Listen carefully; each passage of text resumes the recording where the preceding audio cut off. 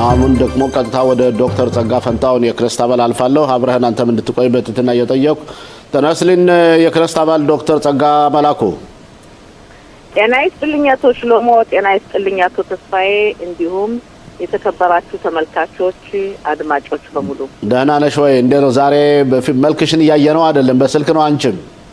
አዎ ዛሬ ይገርማል። ትላንትና የበጋ ወራት ክነሴት ምልዓተ ጉባኤ መክፈቻ ስነ ስርዓት ነበር። እንግዲህ የመጨረሻው መሆኑ ነው በዚህ መንግስት እና በጣም አምሽተን ነበረ። ማቀዝቀዣውም ልበለው ምኑም ጉንፋኑ ምኑ ቅዝቃዜው፣ ከዛም ደግሞ ሩጫ ቶሎ ብዬ ዛሬ ከእናንተ ጋር በደንብ በዙም ቀርባለሁ ብዬ ነበር። የሀገራችን የትራፊክ የመንገድ መጨናነቅ የምታውቁት ነው። መድረስ አልቻልኩም። ኦኬ ዶክተር ጸጋ፣ ስለዚህ ዛሬ ሰፋ ያለ ውይይታችን የሚሆነው ስለ ትላንትናው ስለጀመራችሁት የስራ ጊዜ የመጨረሻ ስራ ጊዜ ይሆናል። ማለትም የእናንተ ኮአሊሽን ወይም የጥምር መንግስት 4 አመቱን ይሞላል። አሁን ግን ወደ መጨረሻ ዛሬ በተለይ እንደወጣው ከሆነ የሃይማኖት አክራሪዎች በተለይ ኻሪዲዎች በጣም እንደተቆጡና ምርጫውን ወደ መስከረም 1 ቀን እንዲሆን እንጂ ከዛ እንዲራዘም እንደማይፈልጉ በተለይ ጋፍኒን ጠቅላይ ሚኒስትሩ ሊያገኘው ብሎ እንዳልተስማሙና ሻስና አጉዳት እስራኤል ሌሎቹ አብረው እየሰሩና በተለይ እነሱ ውትድርና ልጆቻችን ለምን ይሄዳሉ አሻፈረን የሚለውን ለምን ህጉን አላስተላልፋችሁን ነው? እና እንዴት ነው ሁኔታው? በመጀመሪያ ደረጃ እነሆ ቀደም እንደገለጽኩት የመጨረሻው ጊዜ የዚህ መንግስት የክነሴት ምልዓተ ጉባኤ ትናንት ተከፍቷል። የሚገርመው አቶ ሽሎሞ አንድም ሰው ይሄ መንግስት 4 አመት ይሞላል ብሎ ይጠበቅ አልነበረም። በተለይ የተቀናቃኝ የፖለቲካ ፓርቲዎች አብዛኛው አስበውት የነበረው የመንግስት ይበተናል፣ ጊዜውን አይጨርስም የሚል ነበር። ግን ይኸውልህ ጊዜው እያበቃ ነው። በጊዜው መሰረት የአገራችን የብሔራዊ ምርጫ 4 አመቱን አገባዶ መካሄዱ የማይቀር ነው። አሁን ባቀረብከው ጥያቄ ስንሄድ የጊዩስ ኻሪዲም ወይም የኻሪዲዎች በእስራኤል ብሔራዊ ውትድርና ያገልግሉ የሚለው ሁኔታ አወዛጋቢነቱ እንደቀጠለ ነው። በእኛ በኩል ያለው በተለይ በሊኩድና በሌሎቹ በጽዮኑ ተደሲት በኦጽማ ይሁዲት ጥምር መንግስት ውስጥ አባል በሆኑ የፖለቲካ ፓርቲዎች ያለው አቋም ያቀረብነው የህግ ሁኔታ በተሎ እንዲቀርብና ውሳኔ እንዲሰጥ የሚል ነው። በእስራኤል ሀገር ይሄ ህግ ባለመኖሩ ኻሪዲዎችን በተመለከተ ማለት ነው በብሔራዊ ውትድርና ያገልግሉ የሚለው አወዛጋቢነቱ እንደቀጠለ ነው። ኻሪዲዎቹ ከጥምር መንግስት እንደወጡ ናቸው። በሚኒስትርነት ሄዱም ያው በክነሴት አባልነት ነው ያሉ እና ውዝግብ የተለመደ ነው የፖለቲካ ጨዋታ። መጨረሻ ላይ ግን ታውቃለህ በጋራ ሁሉም የሚጠብቀው የጋራ ብሔራዊ ጥቅም። ስለዚህ ዶክተር ጸጋ ህጉን ታስተላልፉታላችሁ? ህጉ ያልፋል እንግዲህ አይታወቅም። ጊዜው እየቀረበ ነው። በቅርብ ጊዜ ካልሆነ ለምርጫ ለመሄድ 90 ቀን በፊት ነው እንግዲህ ምርጫ እንሄዳለን ተብሎ በስምምነትም ሆነ ጊዜውን በተወሰነው ቀኑ ቀርቦ የሚበተን ከሆነ 30 ቀን ይቅርታ በ90 ቀን ውስጥ በ3 ወር ውስጥ ህጉ ያልፋል የሚል ነገር አልጠብቅም ከዛ በፊት ካልሆነ በስተቀር። እናንተ ግን ታዲያ እንደዛ ከሆነ ለምን ነው ዩሊ ኤድልሽታይን ያባረራችሁት? ዩሊ ኤድልሽታይንን እሱ እንቅፋት እየሆነ ነው ብላችሁ ኻሪዲዎችን እነሱን ደስተኛ ለማድረግ ነው እንደ እሱን ስራ ያባረራችሁት? ከስልጣን ማለት ነው ከክነሴት ሳይሆን ከሊቀመንበርነቱ ማለት ነው። ከኮሚቴው ሊቀመንበርነት የክነሴት አባልነቱ ህዝብ የመረጠው ነው፣ ይቀጥላል። የኮሚቴ ሊቀመንበር መሆኑ ግን የጠቅላይ ሚኒስትሩ ፍላጎት ነው። ጠቅላይ ሚኒስትሩ ሚኒስትርን ይሾማሉ፣ የኮሚቴ ሊቀመንበርን ይሾማሉ። ስለዚህ ጠቅላይ ሚኒስትራችን በዚህ ጉዳይ ላይ ዩሊ ኤድልሽታይን ያሳዩት አቋም ለጥምሩ መንግስት እንቅፋት እንጂ ድጋፍ የሚያመጣ ምን አደረገ እሱ ያደረገው? ለምሳሌ በመጨረሻ ላይ ውጤቱን በምናይበት ጊዜ ዶክተር ጸጋ እናንተም ማታስተላልፉት ከሆነ ቢስሙት የማያስተላልፈው ከሆነ እሱ ደግሞ ትክክለኛ የሆነ ህግ እናስተላልፈን ያለ እንጂ ምንም የሰራው ወንጀል የለም። እኛ በመጀመሪያ ደረጃ ዩሊ ኤድልሽታይን ወንጀል አልሰሩም፣ ንጹህ ሰው ናቸው። በኮሚቴው ሊቀመንበርነት እንዲያገለግሉ ተመረጡ፣ ተመደቡ። ያለውንን የጥምሩ መንግስት ሁኔታ ፖሊሲ ወይም መመሪያ መቀበል የማይችሉ ከሆነ ጠቅላይ ሚኒስትሩ ይቅርና የኮሚቴ ሊቀመንበር ሚኒስትርን ከቦታ ማስለቀቁ መብታቸው ነው። በዛ መሰረት በህጉ መሰረት በፖለቲካው ጨዋታ ነው እንጂ ዩሊ ኤድልሽታይን የሰሩትኝ ወንጀል የለም። ግን የፖለቲካውን የጥምሩ መንግስትን ሁኔታ የሚፈልገው ማሟላት ስለማይችሉ የማይችል ሰው በቦታው መቆየት የለበትም። አቶ ተስፋዬ ጥያቄ አለ ለዶክተር ጸጋ? እኔ ብቻ መድረኩን እንዳልይዘው። ጤና ይስጥልኝ ዶክተር። በድጋሚ የኔ ጥያቄ ሁለት ይሆናል። በእውነት በመጀመሪያ እንግዲህ የመጨረሻው የክኔሴት ስብሰባችሁ ነው። መልካም የሥራ ዘመን እመኛለሁ። ሌላው በዚህ ስብሰባ በዚህ እንግዲህ በአጭር ጊዜ ውስጥ የተለያዩ ህግጋትን ለማውጣት የሚደረግበት ጥረትም አለ። እዚህም የጠቅላይ አቃቢ ህግን ስልጣን ለመቀነስና ስራውን ለሁለት ለመከፋፈል እንደገናም ደግሞ ማኻሽ የምንለው የፖሊሶችን እንዴት ነው ክስ የሚቀርብበትን እሱንም ከዋናው ከአቃቢ ህግ አውጥቶ ወደ ሲቪል ውስጥ ለመክተት እንዲህ ነገሮች ጥረት እየተደረገ ነውና በዛ ጉዳይ ላይ ሰፋ አድርገሽ ውይይት ሐሳብሽን ብትገልጪልኝ። አመሰግናለሁ አቶ ተስፋዬ። በመጀመሪያ ደረጃ የመንግስት የህግ አማካሪዋ በአገሪቱ ደግሞ አጠቃላይ የአቃቢ ህጉ ኃላፊ ናቸው። ይህ ሁኔታ በእስራኤል ሀገር በጣም ከፍተኛ መሰናክል መሆኑን አንድ ሰው ሁለት የስራ ሙያዎችን መያዙ በጣም አስቸጋሪ መሆኑ ለብዙ ዘመናት ሲነገር የቆየ ነው። አሁን አይደለም፣ ድሮም ጀምሮ በዚህ መንግስት ሳይሆን ወይም ባለፈው አመት 2 አመት 10 አመት ሳይሆን ብዙ ጊዜ ሲነገር የቆየ ነው። ለምን ያልንዱ የመንግስት አማካሪ ማለት የመንግስት የህግ አማካሪ መንግስትን በህጉ መሰረት ማማከር ነው። ይሄ ነገር ይበጃል፣ ይሄ ነገር አይበጅም፣ ይሄ ጋር ይስተካከል፣ ያ ይስተካከል ነው። በሌላ መልኩ ግን የህግ አማካሪ የተባለ ሰው ደግሞ ሌላ ስራ ነው። ሌላው ስራው ምንድነው? በተለይ በወንጀል በኩል ሰውን ለፍርድ ማቅረብ ነው። ለምሳሌ እንደውን ሚኒስትሮችን፣ የክኔሴት አባላት ተመራጮች በተለይ የመንግስት የህግ አማካሪ ማለት መንግስት ማለት ሚኒስትሮችን የክኔሴት አባላትን አይጨምረንም እና ሚኒስትሮችን ለህግ የሚያቀርቡ ወንጀል ሲጠረጠሩ ለፍርድ የሚያቀርቡ አስተያየት የሚሰጥ መሆኑ ይሄ ለስራ መሰናክል ነው። በአንድ በኩል አማካሪ ለሚኒስትሩ ሆነው ለመንግስት፣ በሌላ በኩል ደግሞ ለፍርድ ማቆም የሚለው ሁለቱ አብሮ ስለማይሄድ ሁለቱ ነገር መለያየት አለበት። ሁለት ሰዎች መያዝ አለባቸው ይሄን ስራ። የመንግስት የህግ አማካሪው አንድ ሰው፣ አጠቃላይ አቃቢ ህግ ደግሞ ሌላ ሰው መሆን አለበት የሚለው በትክክል መሆን ያለበት ነው። እስከዛሬም በሀገራችን አለመፈጸሙ በጣም ትልቅ መሰናክል የሆነ ነው። ስለዚህ ይሄ ነገር ማለፍ አለበት። በህግ በአስቸኳይ መጠገን ይኖርብናል።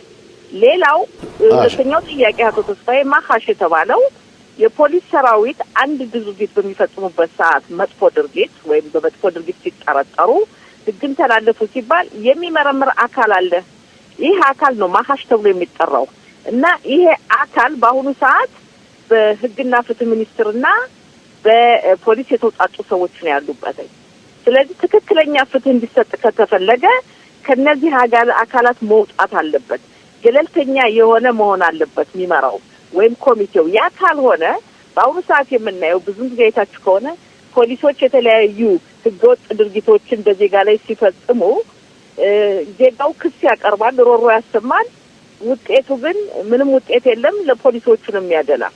ስለዚህ ሙሉ በሙሉ ሊሆን የማይችል ነገር ነው። ዶክተር ጸጋ ምርጫው ወደ መስከረም ላይ ከሆነ ለምሳሌ ከካሪዲዎች ጋር መግባባት ካልተፈጠረ ወደ መስከረም ላይ የሚሆን ከሆነ እናንተ አሁን ወደ 90 ቀን የምርጫ ጊዜ እየገባችሁ ሰውነ ክኔሴት አውቶማቲካሊ ስራ መስራቱን ያቆማልና እነዚህን አንቺ የምታስቢያቸውን ህጎች ሁሉ ማስተላለፍ አይቻልም እና ክኔሴት ምርጫው ሊቀድም ይችላል ወይስ አይቀድምም የሚለውን አመለካከትሽን መስማት ፈልጋለሁ። በእኔ አመለካከት ይቀድማል ብዬ አልጠብቅም። ለምን ጠቅላይ ሚኒስትራችን የሚጠብቋቸው ስራዎች አሉ፣ ብዙ ስራዎች አሉ። በተለይ በጸጥታው ዙሪያ ይሄን እንደሆነ በሊባኖስም ስናየው በኢራንም ስናየው ብዙ ነገሮች ስላሉ የሚቀድም መስሎ አይታየኝም። እንደገና ተመልከት፣ ብዙ ለውጥ አያመጣም።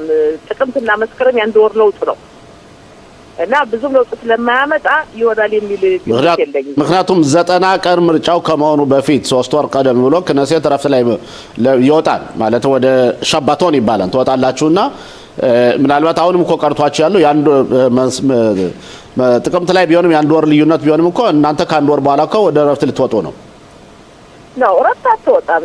ማከር ስራን ትቀጥላለህ፣ ታከናውናለህ። ትልቅ መሰረታዊ ጉዳዮች ሶስት ምርጫ ውስጥ የምትወጡ ከሆነ ረፍት ትወጣላችሁ። ህጉ እንደዚያ ነው የሚለው ነው። በዛ መካከልም ውሳኔዎች ይተላለፋሉ። ምሳሌ ብሰጥ እንግዲህ አንተ ክኔሴት ነበር ታውቀዋለህ። ቤኔትና ያይር ለፊት ጠቅላይ ሚኒስትር በነበሩበት ሰዓት በዚህ በሽግግር መንግስት እየተባለ ለምርጫ በሚኬድበት ሰዓት ነው የእስራኤልን የባህር ክልል ለህዝቡ ላይ ያስረከቡት ለሊባኖስ። ለሴትም አላመጡትም፣ እነሱ አሳልፈዋል። በጣም ትልቅ ውሳኔ ነው እና አንዳንድ ውሳኔዎችንም መፈጸም ይቻላል። ይሄ መንግስት ሙሉ በሙሉ ለምርጫ ስለሚኬድ እንደው ዝም ብሎ ይቀመጣል ማለት አይደለም። አሉ የሚካሄዱ ሁኔታዎች አሉና በተለይ አንዳንድ ውሳኔዎችም መፈጸማቸው የማይቀር ነው። ምሳሌ የሰጠው ለ10 ኪሎ ሜትር የእስራኤልን ባህር ክልል ነው ለሊባኖስ የመለሱት ሁለቱ። ኦኬ ዶክተር ጸጋ፣ ሌላው ጥያቄ በእናንተ በሊኩድ ውስጥ ጠቅላይ ሚኒስትር ቢንያሚን ኔታንያሁ 10 ቦታዎችን በእኔ ውሳኔ እስከ 30 ወይም እስከ 25 ባሉት ውስጥ 10 ቦታዎችን እኔ መወስን ብሏልና ብዙ ጊዜ የሊኩድ ፓርቲ ራሱን በኩራት የሚናገረው በሚያደርገው ዲሞክራሲያዊ ምርጫና በሚያደርገው ፕራይመሪስ ነው። የክርስት አባላዎች በፕራይመሪስ ነው የሚመረጡና እናንተም ተመልሳችሁ እንደነ ሻቲድ ልትሆኑ ነው እንደ ዶክተር ጸጋ? በጣም ጥሩ ጥያቄ። የሊኩድ ፓርቲ በአሁኑ ሰዓት 151,000 አባላት አሉት። 151,000 የክኔሴት አባላትን አመታዊ ክፍያ ወይ ወራዊ ክፍያ የሚከፍል ማለት ነው። አመታዊ ክፍያ ነው። ለአንድ ሰው 64 ሸቄል ነው። ባልና ሚስት ከሆኑ 96 ሸቄል ነው። በአመት አንዴ ነው የሚከፈለው። እነዚህ አባላቶቹ ናቸው የሚመርጡ። ነገር ግን በዚህ መካከል የፓርቲያችን ሊቀመንበር ጠቅላይ ሚኒስትር ቢንያሚን ኔታንያሁ ናቸው። የፓርቲው ሊቀመንበር የተወሰኑ ሰዎችን ያለ ምርጫ ማስገባት ይችላሉ። ለምሳሌ ያክል ባለፈው ጊዜ የነበረው 5 ሰዎችን ያስገቡ፣ ከ5ቱ አንዷ እኔ ነኝ እና ይሄ አለ። በአሁኑ ለምንድን ነው ይሄ የሚሆነው? ለጠቅላይ ሚኒስትሩ ተመልከት። በተለይ እኛ ፓርቲ ስትሄድ ትልቅ ፓርቲ ነው፣ ዲሞክራሲ ፓርቲ ነው። በሌላ መልኩ ብዙውን ድምጽ የሚያመጡት ጠቅላይ ሚኒስትሩ ናቸው። ለምርጫ በምንሄድበት ሰዓት የሊኩድ ፓርቲ በጠቅላይ ሚኒስትር ቢንያሚን ኔታንያሁ መሪነት ነው የሚለው እንጂ የሊኩድ ፓርቲ ብቻ አይደለም። ስለዚህ በዚህ ምክንያት ጠቅላይ ሚኒስትሩ ኃይላቸውን ለማጠናከር ድምጽም ለማግኘት ሰዎችን እንዲመድቡ ይፈቀድላቸዋል። ለምሳሌ ባለፈው የነበረው 5 ሰዎችን ነው የነበረ። በአሁኑ ሰዓት ጠቅላይ ሚኒስትሩ የጠየቁት 10 ተጨማሪ ሰዎችን ነው። ፓርቲውን ለማጠናከር የሚወሰድ ነው። የፓርቲው ኮሚቴ የአመራር ኮሚቴ አባላት አሉ። የፓርቲው ቤድን አለው፣ ህግ ፍርድ ቤት አለው። ይሄ ሁሉ ችሎቱ ተወያይተው መጨረሻ ላይ ጠቅላይ ሚኒስትሩ የጠየቁትን ሙሉ በሙሉ ወይም ደግሞ በተወሰነ ቁጥር መፍቀዳቸው የማይቀር ነው። ለምን ድምጹን የሚያመጡት ጠቅላይ ሚኒስትር ቢንያሚን ኔታንያሁ ናቸው። ፓርቲውን አይደለም የምትመርጠው አንተ፣ ጠቅላይ ሚኒስትሩን ነው፣ የፓርቲው ሊቀመንበር። ዶክተር ጸጋ አንቺስ እንዴት ነው? ያንቺ ያው የመመረጥ እድልሽ ብዙ ፓርላሜንታሪ ስራዎችን ሰርተሻል፣ ህዝባችንም የሚመሰክረው ነው። ያንቺስ እንዴት ነው? አንቺም አሁን በምንም ወደፊቱም ጠቅላይ ሚኒስትር ቢንያሚን ኔታንያሁ ቦታ የሚሰጡሽ አንቺ ተወዳድረሽ ለማሸነፍ ትሞክሪያለሽ። ምንድነው ያንቺስ ሁኔታ? እንግዲህ ጊዜ አለና በእስራኤል ፖለቲካ 3 ወር 4 ወር በጣም ረጅም ጊዜ ነው። አቶ ሰሎሞን አቶ ተስፋዬ ታውቁታላችሁ፣ በየደቂቃው የሚቀያየር ነው። እኔ በሊኩድ ፓርቲ ነው ያለሁት። በፓርቲ ያለሁትን እቀጥላለሁ። ግን የምርጫው ሁኔታችን መቼ እንደሆነና የውድድሩ ሁኔታ እወዳደራለሁ። በትክክል መወዳደር የማይቀር ነው። ህብረተሰቡ ድጋፉን ጠይቃለሁ። የፖለቲካው ሁኔታና ሌላው በአጭር ጊዜ ውስጥ አቶ ሰሎሞን ገልጸሃል። አሁን ባለፈው ጊዜ እንኳን የተነጋገርንበት የከሰራኋቸው ስራዎች መካከል አሁን በቅርቡ ባለፈው ጊዜ የነበረ ሳምንት ያልሞላ ውፍረትን በተመለከተ ተመልከት። በዚህ ጉዳይ ላይ ታዳጊ ልጆች እንትኑን ሳይሆን አሁን እኛ ወደ በጥቅሉ ነው የሰራቻቸውን ስራዎች ነው መግለጽ የምንችለውና ሌላው አንድ ጥያቄ ልጠይቅሽና ከአቶ ተስፋዬ ያልፋለሁ። ከፖለቲካው ጋር ተያይዞ የጠቅላይ ሚኒስትር ቢንያሚን ኔታንያሁ የምህረት ጉዳይ ይስሐቅ ሄርዞግ ዘውት ያሉት ጉዳይ ወደ ምርጫው ከሄድን ከምርጫው በፊት ውሳኔ ወስናሉ ብለሽ ትገምቻለሽ? እንግዲህ ይሄ ነው ብዬ መገመት ያቅተኛል። ግን ቢሆን አንድ መፍትሄ ቢገኝ ይሄ ነገር ለጠቅላይ ሚኒስትሩ በመጀመሪያ ደረጃ ሆነት አድመነግራችሁ ይሄ ፍርድ ከመጀመሪያው መከፈት አልነበረበትም። ግን አሁን ያለንበት ሁኔታ መካከል ላይ ነው ያለነውና በዚህ ጉዳይ ላይ በህብረተሰባችን ላይ ችግር ያመጣ ነው የፍርዱ ችሎት ሁኔታ ገና ብዙ አመት ሊጨርስ ይችላል። ጠቅላይ ሚኒስትራችን የ76 አመት ሰው ናቸው። የሚቀጥለው 10 አመት ሊጨርስ ይችላል የፍርዱ ችሎት ሁኔታና ይሄ ሁኔታ መቆም አለበት። ይሄ ነገር ለምን መቆም አለበት? ዶክተር ጸጋ እሳቸው እኮ በላይ ከህግ በላይ አይደሉም። እሳቸው ማለት ይቆማን የሚለው ህጋዊ መንገዶች ካሉ ሊቆም ይችላል። ግን እንዴት ብሎ ዝም ብሎ ጠቅላይ ሚኒስትር ብቻ በመሆናቸው የፍርዱ ሁኔታ ይቆማ ማለቱ ትክክል ነው ብለሽ ነው የምታገምቸው? ነው እንደዛ አይደለም አቶ ሽሎሞ። ካሁን በፊትም ተነጋግረውበታል። ጠቅላይ ሚኒስትራችን ከህግ በላይ አይደሉም። ግን ጠቅላይ ሚኒስትራችን በዓለም ላይ ከባድ ስራ ያላቸው ኃላፊነት የተጫናቸው ሰው ናቸው። የጦርነቱ ሁኔታ አለ። እስራኤል ያለችበት ሁኔታ ተመልከት። በፊት ሊያጠፉን የመጡትን በሰባት አቅጣጫ ለዚህ ደረጃ በቁን ጠንካራ መሪ ስላሉ ነው። ስለዚህ ከመሪነታቸው ወይም የአገልግሎት ጊዜያቸውን ከጨረሱ በኋላ እንደ ሌሎች ሀገራት መሆን ይችላል። በሰባት ቀን ይቅርታ እንደቆይ በፈረንሳይ የክንዱ ፕሬዝዳንቱ ስልጣናቸውን ከለቀቁ በኋላ ነው ለምን ህግ አልደነገጋችሁም ታዲያ? እንደዚህ የሚል ህግ አንዴ ይቅርታ በፍርድ ቤት በአሜሪካ እንደሆነ ትራምፕ ተመረጡ። ያ ሁሉ የነበረው ክስ ይጠረጠሩበት የነበረው ሁሉ ቆመ። ያ መሆን አለበት በሀገራችን። ጠቅላይ ሚኒስትር በዚያኛው ህግ ዶክተር ጸጋ አንቺ እኮ ለህዝቡ እንደዚያ በምትይበት ጊዜ ህግ አለ ወይስ የለም ወይስ ህግ መደንገግ አለበት የሚለው መናገር አስፈላጊ ስለሆነ ነው። በጣም ጥሩ። አሁን እናንተ ኦፖዚሽን እና ኮሊሽን ነን አይደለ? እኔ ጥምሩ መንግስት የምደግፍ ነው መንግስትን፣ አንተ የምትቃወም ነህ። በዚህ ጉዳይ ላስቀምጥ ለምፈልገው አቶ ሽሎሞ ጠቅላይ ሚኒስትር ናታንያሁን ለማውረድ የማይደረግ ነገር የለም። በምርጫ ውድድር አንዴ ይቅርታ በምርጫ ውድድር ማሸነፍ ስለማይችሉ የፈለጉት በህግ በትንንሽ ነገር ከሰው ከስልጣን ለማውረድ ይሄም እንደማይሳካ እየታየ ነው እኮ አቶ ሽሎሞ፣ አልተሳካም። ስለዚህ ጠቅላይ ሚኒስትሩ የህግ የበላይ አይደሉም። ጠቅላይ ሚኒስትሩን በሌላ ጊዜ ከስልጣናቸው በኋላ መክሰስ ይቻላል። ግን በዚህ ምክንያት ፈልገው እሳቸውን ለመጣል የሚደረግ ነው።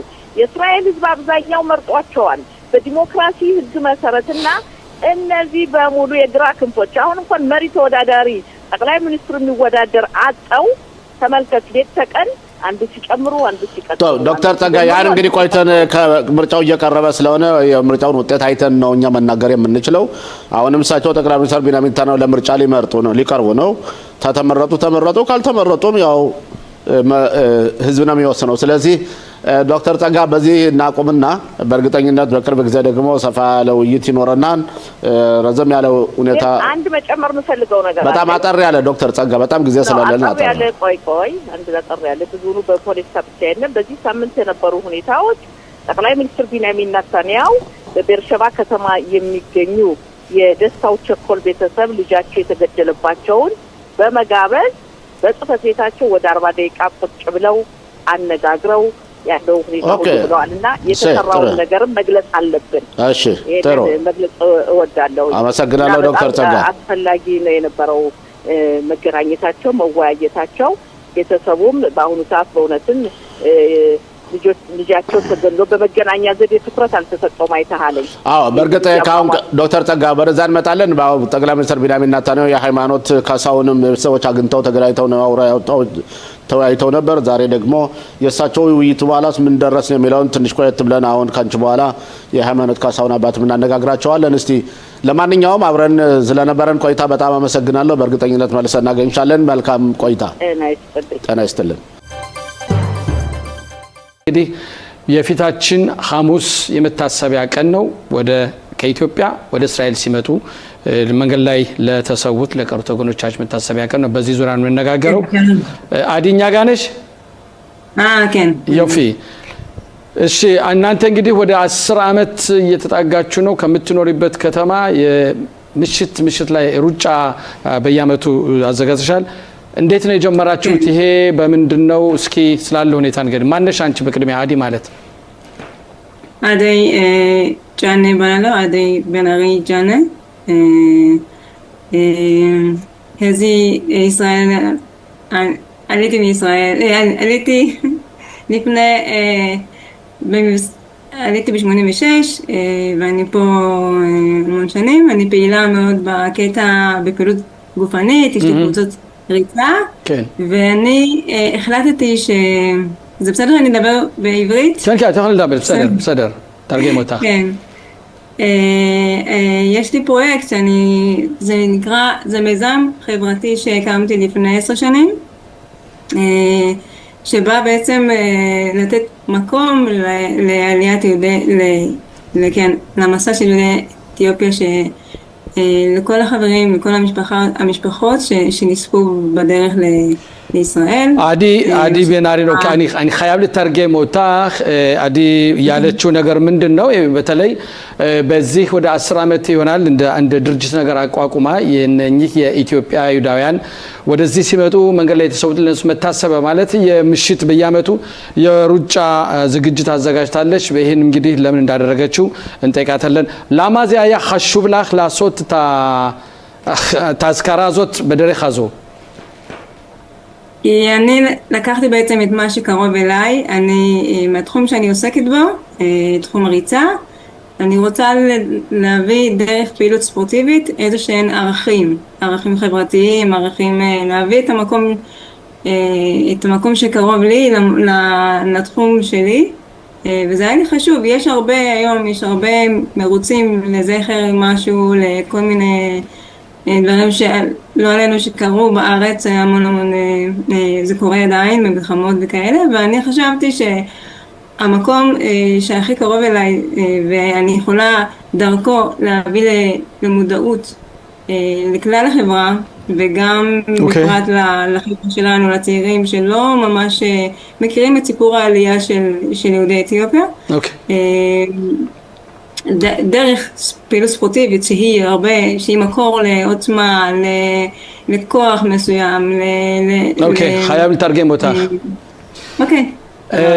እንግዲህ ለዚህ ዋና የፈለገችበት እንቅስቃሴ የምታደርግበት ምክንያት ምንድነው እሷ በእለት እለት ስራዋም በስፖርቱ ዙሪያ ነው የምታገለግለው የምትሰራለች በሩጫውም በማጠናከር ስፖርትን በማስመልከት ስለዚህ ለኔ ቅርብ ወደሆነው ሁኔታ በማምጣት እኔ በዚህ ሙያ ስላለሁበተኝ ለነኚህ ወገኖቻችንም የነሱም ዕውቅና እንዲኖር ሁሉም ማረሰም እንዲሳተፍበትና ሁሉም ዕውቅና ኑሮተኝ ለነሱ መታሰቢያ እንዲሆን እኔም በማውቀው በራሴ በእውቀቴ ይሄን ነገር አድርጋለሁ ወደ 10 ዓመት የሆነ ነው ምንማን እንደሚሳተፉ ወደ ኋላ አካባቢ እንጠይቃታለን ተስፋይ ይችላል שאלות כמובן עדי קודם כל יוזמה מבורכת רציתי לשאול אותך האם הריצה מסתיימת בריצה מתחיל בריצה מסתיים בריצה או שיש לכם איזשהו תוכן שבאמת מספר את הסיפור עצמו אוקיי, אז אכן יש, הערב נפתח בטקס שיש ככה דברי פתיחה ויש את הברכה של הקס שמברך בעצם את הערב הזה ויש תמיד כל שנה מגיע מישהו שאני בוחרת, מחפשת מישהו שיספר סיפור עדות, מישהו שעשה את המסע, כל מי שסיפר עד היום זה מישהו שאיבד בן משפחה, הורה, אח או כאלה, והיו בעצם ילדים בזמן הזה, בזמן המסע, והוא מספר בעצם בקצרה את העלייה שלו, את המסע מסודן, את כל מה שהיה, וזה פותח באמת צוהר להרבה אנשים שלא מכירים בכלל את סיפור העלייה. בטח מאלה שלא מהקהילה, אבל גם למי שאצלנו, בתוך הקהילה שלא ממש, שנולד פה, או שלא מכיר ממשפחה ממדרגה ראשונה, כאילו שהיה מעורב בזה. אז זה בעצם, זה הליבה, שמישהו בא ומספר את העלייה שלו. היו חבר שבאמת, כאלה שאיבדו שני ההורים, ובא וסיפר בפעם הראשונה, מספר בצורה כזאת, בגלוי, את מה שהיה להם שם, וכאלה שבאמת גם אנשים, אני שמה לב שלוקח כמו כל דבר מאוד מאוד כואב שקרה, לוקח להם זמן לספר את זה, וזאת ההזדמנות. אני מרגישה זכות להביא את זה בצורה הזו, שמגיעים בעצם משפחות, ילדים, מכל הקהלים, ושומעים את הסיפור הזה. זה סיפור של גבורה ואמונה מאוד חזקה בדרך שלהם. אז מבחינים את זה. צריך לתרגם אותך, תספי. נסיים? אוקיי. כן, תספי. אני אתייקו במג'מריה በጣም ጥሩ ሀሳብ ነው ግን የፕሮግራሙ ሁኔታ ከሩጫ ብቻ ነው ወይስ ከሩጫው ባሻገር ስለ ታሪኩ እናንተ የምትተርኩት ነገር አለ ወይ ብዬ ነው የጠየቅኳት። አዎ በየአመቱ የሚመጡ እንግዲህ ወጣቶች አሉ። ግን ትኩረት የምንሰጠው በዛን ጊዜ በሱዳን ወይ ከኢትዮጵያ ወደ እስራኤል ሲመጡ ከቤተሰቡም ሊሆን ይችላል ወይም ደግሞ ከዘመዶቻቸው ሊሆን ይችላል። እንግዲህ በዛን ጊዜ ወደ እስራኤል ሳይገቡ የቀሩ ያው በህይወት የሌሉ ነፍስ ይማር ስለነሱ ታሪካቸውን የግል ታሪካቸውን ይተርኩና ቄሶችም እንደዚሁ ቀሳውስት መተው ይባርካሉ። በዛ መልክ ነው የምናስተላልፈው ያለችው አዲ። አዎ በጣም በሚገርም ሁኔታ ነው እንግዲህ ይሄን ሁኔታ አዲ እኸኒ ገቴ ላይ ደረኸ መፈክር ሸሊ ያፒኮዳ ወሬፍ ዘዮራም כל שנה הוא מזכיר לי תבוא פשוט לא יצא לי להיות ולכן דרכו הגעתי אלייך ያልኳት ምንድነው እሷን አዲን ያገኘዋትበት ምክንያት ምንድነው የኔ በወታደር ቤት ተጣዋቂ ወታደር ሳገለግል የኔ አዛዥ ነው ሁልጊዜም ከሚኖርበት ከተማ በየአመቱ ይሄ ሩጫ ይካሄዳልና ለምናት መጣም ለምናት ተሳተፍ የሚለኝ ነበር። በዛ ምክንያት ነው እንግዲህ ዛሬም ይዘናት የቀረብ ነው። በሶሻል ዳባር ካማናሽም משתתפים ומי האלה שמשתתפים רובם זה יוצא מהקהילה שלנו או שזה ישראלים ותיקים? כמובן מאיפה? את ממודיעין. צריך להזכיר גם את זה. אני גרה קרוב למודיעין, אני גרה בבית חשמונאי, ממש רבע שעה ממודיעין.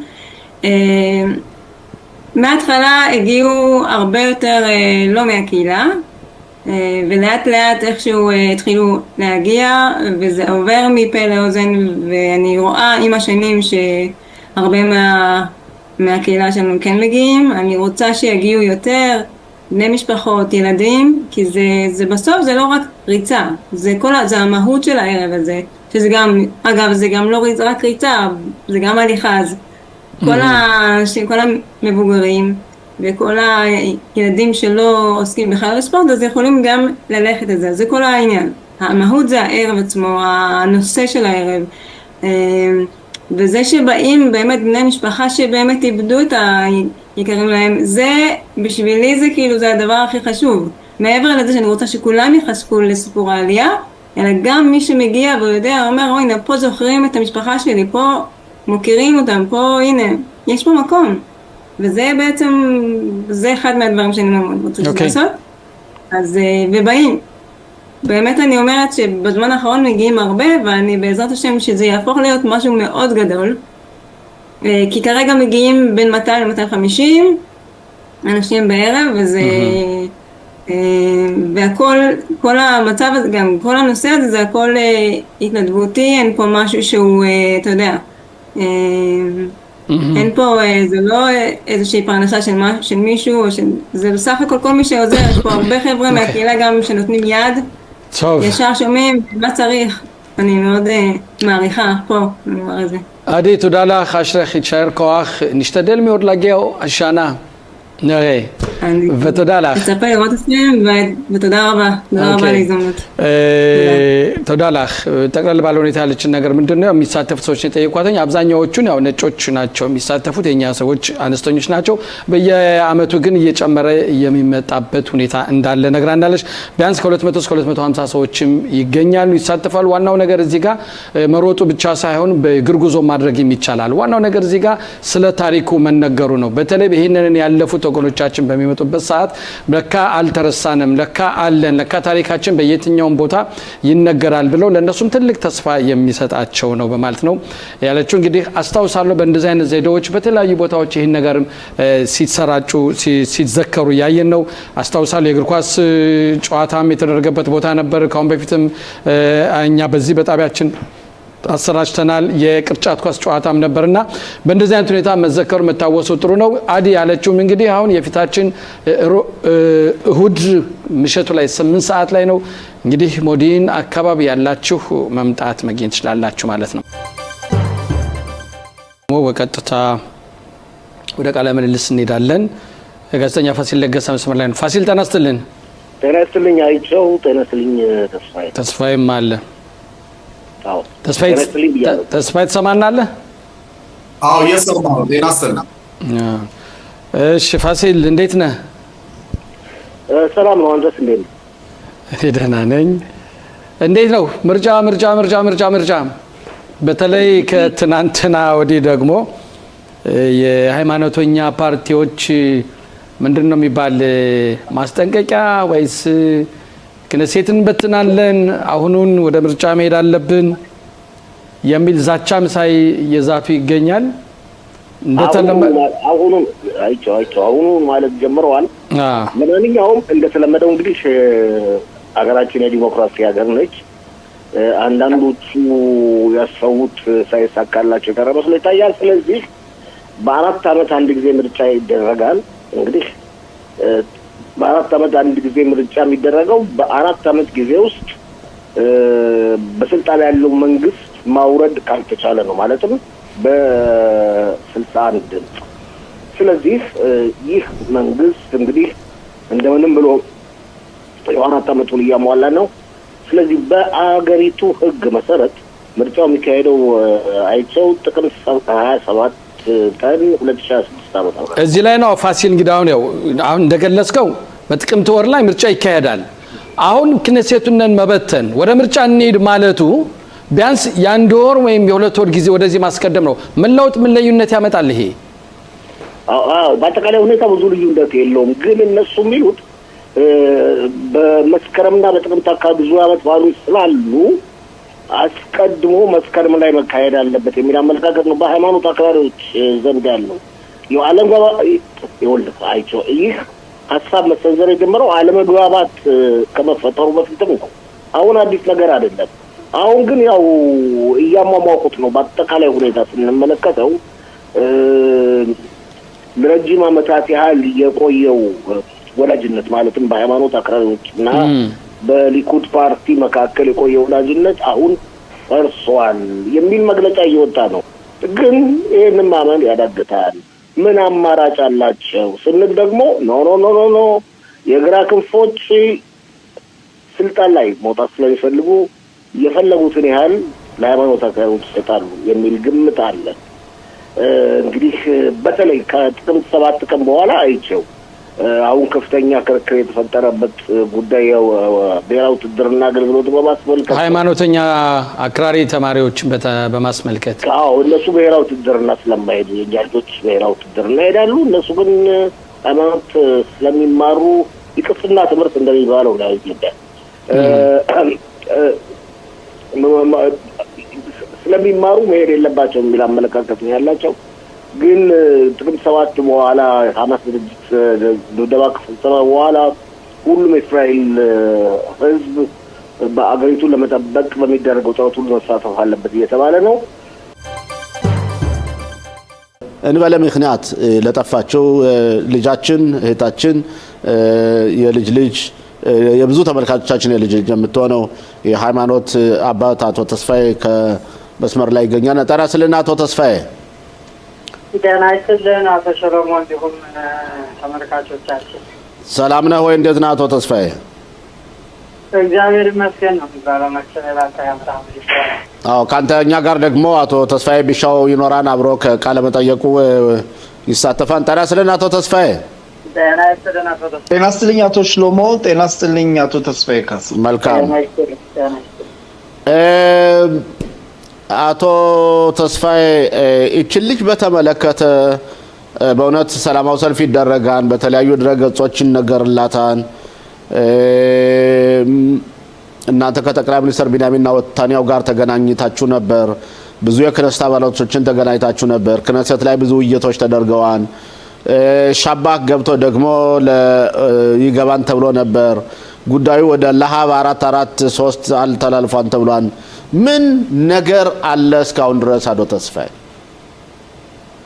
እሺ፣ አመሰግናለሁኝ አቶ ሰሎሞን። እንዲሁም አይቲቪ የቴሌቪዥን ፕሮግራም ሁልጊዜ ስለ ሃይማኖት ታሰረችው ፎቶዋን ከፊት ለፊት በማድረግ ለህብረተሰቡም ያለው መረጃ ስለምትሰጡልን።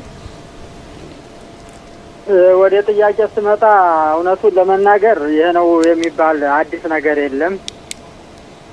ያው እኛ እንግዲህ ህብረተሰቡ ጋር ጥረታችንን ፍለጋችንን እንደቀጠልን ነው።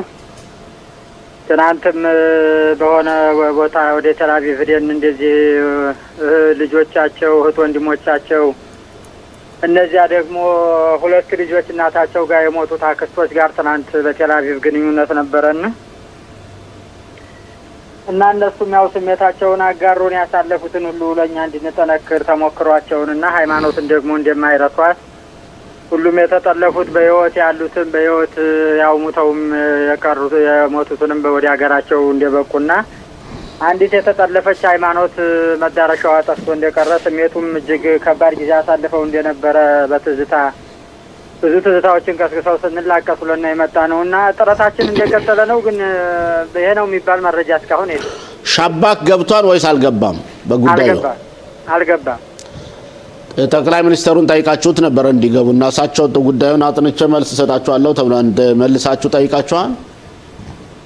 ጠቅላይ ሚኒስትሩ ያው ሁላችሁም እንግዲህ ህብረተሰቡም እንደሚያውቀው እሳቸው ጋር በዶክተር ጸጋ አማካኝነት ስብሰባ አድርገን ነበር ተገናኝተን ከዛሬ ጀምሮ እንግዲህ በዚህ ልጅ ጉዳይ እኔ እጄን አስገብቼበታለሁኝ። ሻባክ ይገባል አይገባም የሚለውን ግን መመርመር አለብኝ። ግን ሻባክ ቢገባም ባይገባም እኔ ዛሬ ጀምሮ በጉዳይ ያለሁበት ቃል ገብቻለሁ ብለው ነበር። ያው ዶክተር ጸጋንን በምንጠይቅበት ሰዓት ላይ እስካሁን እንግዲህ መልስ እንዳላገኘች ነው የሚነግሩንና ምንም መልስ አላገኘንም። አቶ ተስፋዬ ቢሻው ውስጥ የምጠይቀው ካለ አቶ ተስፋዬ፣ ሁለታችሁም ተስፋዬ ናችሁ? አዎ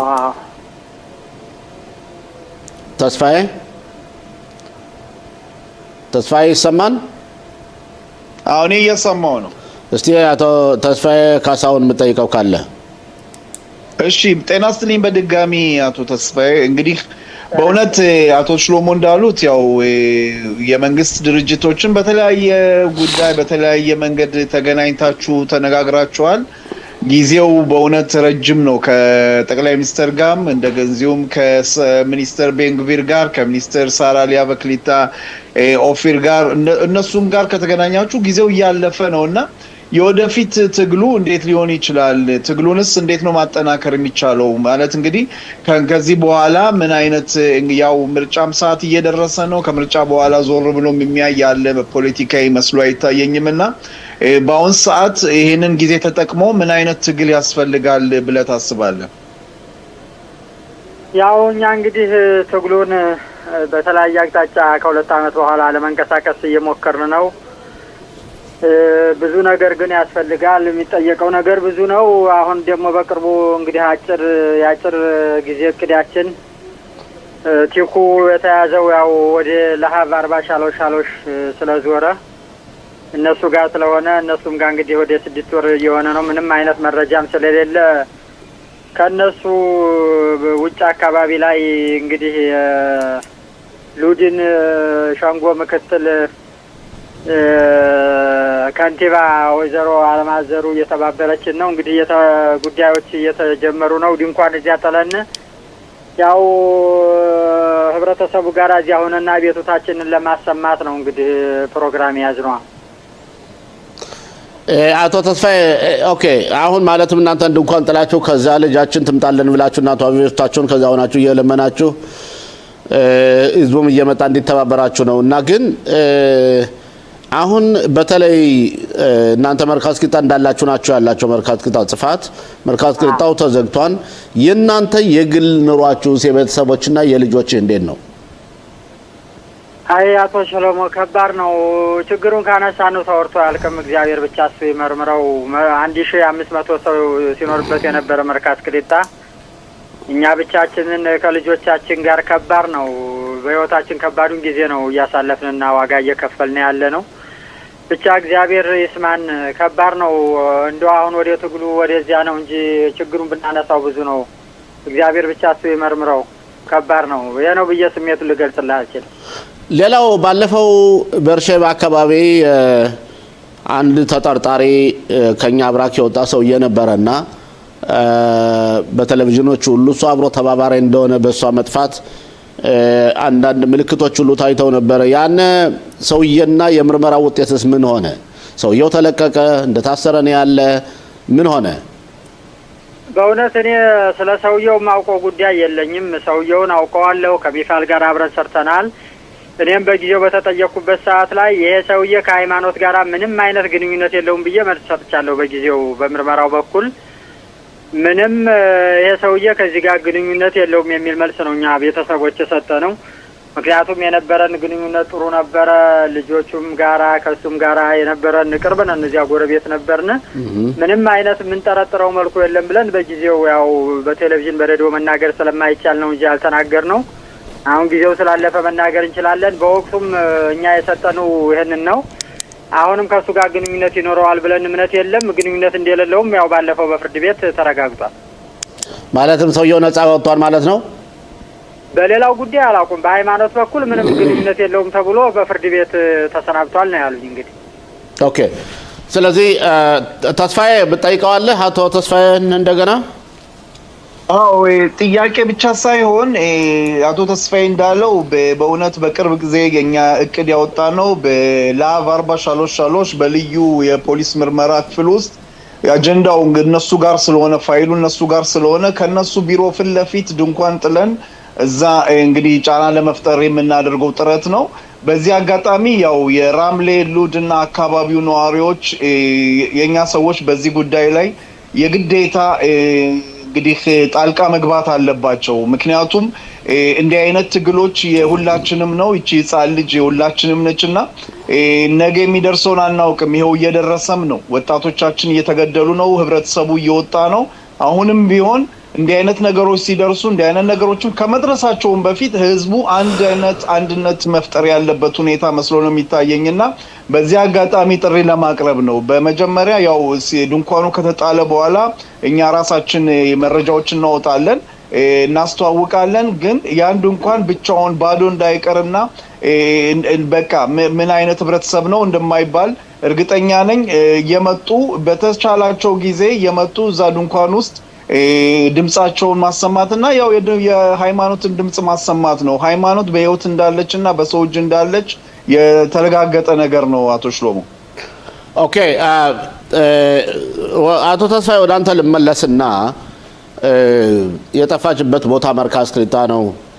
መርካዝ ክሊጣው ኃላፊነቱ የሶክኑትና የሚስራዳ ክሊጣ ነው። እነዚህ ሁለቱ መስሪያ ቤቶችስ ለአንተ ምን አይነት ትብብር እያደረጉልህ ነው ያለ እስካሁን ድረስ? ያው የተወሰነ ትብብር ያደርጋሉ። በቂ ነው ባይባልም ልጆችን ትምህርት ቤት እንግዲህ የሳይኮሎጂ ለልጆች እኛ እንኳን የቆመበት ሁኔታ ነው ያለው። እየጠየቅን ነው። የልጆቹ አለ የተወሰኑት ልጆች ያው እንግዲህ ሙሉ በሙሉ በቂ ነው ባይባልም የተወሰነ ድጋፍ እያደረጉ ነው። ገባን።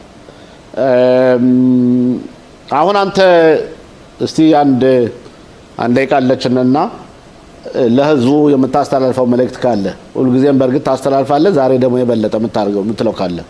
እሺ አመሰግናለሁኝ። በእውነት ለሁሉም ህብረተሰብ የማስተላልፈው ችግሩ ቤታችን እስከሚገባ ድረስ ዝም ብለን አሻግረን ችግሩ የደረሰበትን ሰው ዝም ብሎ ማየት ጥሩ አይደለም። የአንድ ሰው ቤት ሲቃጠል አሻግሮ ማየት ጥሩ አይደለም። ውሃ ይዘን አፈር ይዘን ያን ነገር ማጥፋት አለብን ነው የምለው። በርሾነ ለጽዮን ማን ነው ቤት አንቲክባ የተፈጸመውን ጉዳይ አይተናል። በብሪሸባ አይተናል። ከትናንት ወዲያ ደግሞ ሃይፋው ከባለቤት የቤተሰቦች አጠገብ ቅራታይም የ20 ዓመት ወጣት ልጅ ሙቶ ነው የተገኘው። መኪናው ራሱ እስካሁን አልተገኘም። በፍለጋ ነው ያለው እና ብዙ ነገሮች በእኛ ህብረተሰብ ላይ እየተፈጸመ ነው። ከኛ ጋር እስከሚደርስብን ድረስ ዝም ብለን ማየት የለብንም። አሁንም ደግሞ የሃይማኖት ጉዳይ መዳረሻው እስካሁን አልታወቀም።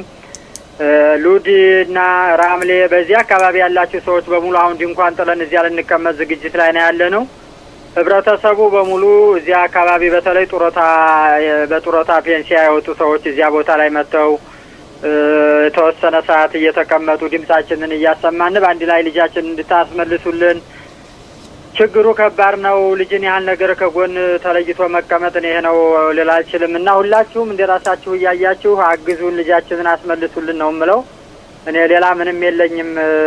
ከባድ ነው በእኛ ህብረተሰብ ላይ ችግሩ አሁንም ሊቀጥል ይችላል። አንድነት አድርገን ሃይማኖት፣ ዘር፣ ቀለም ሳንል ሳንከፋፈል አንድ ሆነን ድምጻችንን በማሰማት ልጃችንን ማስመለስና በሚመጣው ትግል ሁሉ መተባበር አለብን ነው የምለው። አመሰግናለሁ አቶ ሰሎሞን። አቶ ተስፋዬ በጣም አመሰግናለሁ። በእውነት የዚች ልጅ ሁኔታ ለሁላችንም ለሁሉ ህዝብ ቁስል ነው፣ የሀገር ጉዳይ ነው። እናንተ ወላጆች የወለዳችኋት ብትሆኑም ከባለቤትህ ማህፀን ተወጣች ብትሆንም ግን ሁሉም ሰው በእውነት ሌት ተቀን ከቤቱ ተቀምጦ የማያዝን የማይተክዝ ነገር የለምና አንተ እንዳልከው ከቤት ተቀምጦ መተከዙ ቡና እየጠጡ ማውራቱ ምንም በቂ ስለማይሆን ህብረተሰቡ መጥቶ ደግሞ ተሳትፎነቱን ማሳየት አለበት። እኔ ራስን እንኳን ምስክር ለሆነ የምችለው አቶ ተስፋዬ ጊላድ ሸሊጥ የሚባል ወታደር አዛ በታሰረበት ጊዜ ህዝበ እስራኤል ነው የእስራኤል ሀገር መንግስት አስገድዶ ማለት ነው ወደ 1200 እስረኛ ተለቆ ይች ልጅ እንድትመጣ ያደረገችው በህዝብ ጫና ነውና በዲሞክራሲ ሀገር ውስጥ የህዝብ ጫና ውጤት ያመጣል። የህዝብ ጫና ነገሮችን ያስቀይራልና ከናንተ ጎን መሳተፉ እናንተ ጎን መሰለፉ በገንዘብ እርዳታ ማድረጉ የሞራል እርዳታ ማድረጉ የጊዜ እርዳታ ማድረጉ እናንተ ጎን መቆም ለናንተ ብቻ ሳይሆን ለእያንዳንዱ ዜጋ ለሆነ ህሊናው ለሚነምትለው ሁሉ ነውና ሁላችንም በእውነት በመታደርጉት የምታቋቁሙት ድንኳን መተን ለመጠየቅ እንሞክራለን። አብረህን ስለቆየህ ያመሰገን እግዚአብሔር ጥንካሬውን ይስጥህ። ልጅክን በቅርብ ጊዜ የምታገኛት ይውልላለሁ። አሜን አሜን። አንዲት አጭር መልእክት ሰከንድ። እሺ ነገ ሐሙስ ኢየሩሳሌም ያው ኢየሩሳሌም የሚባለው በዓል ስለሚከበር እኔም ልጅም ስለምንገኝ ቲሸርት ያላችሁ ሰዎች በዚያው በኩል ለሐዘኑም በዚያ ለመጡትም ለሃይማኖትም ደግሞ ከቻላችሁ ቲሸርቱን እየለበሳችሁ ጠቅላይ ሚኒስትሩም ፕሬዝዳንቱም ስለሚመጡ በዚያን ቀን ከጎናችን እንድትቆሙ ለማለት ነው። አመሰግናለን። ደግሞ ወደ አቶ መላኩ ነዳል አቶ መላኩ የበርሸባ ነዋሪ ሲሆን ጤና ይስጥልን አቶ መላኩ።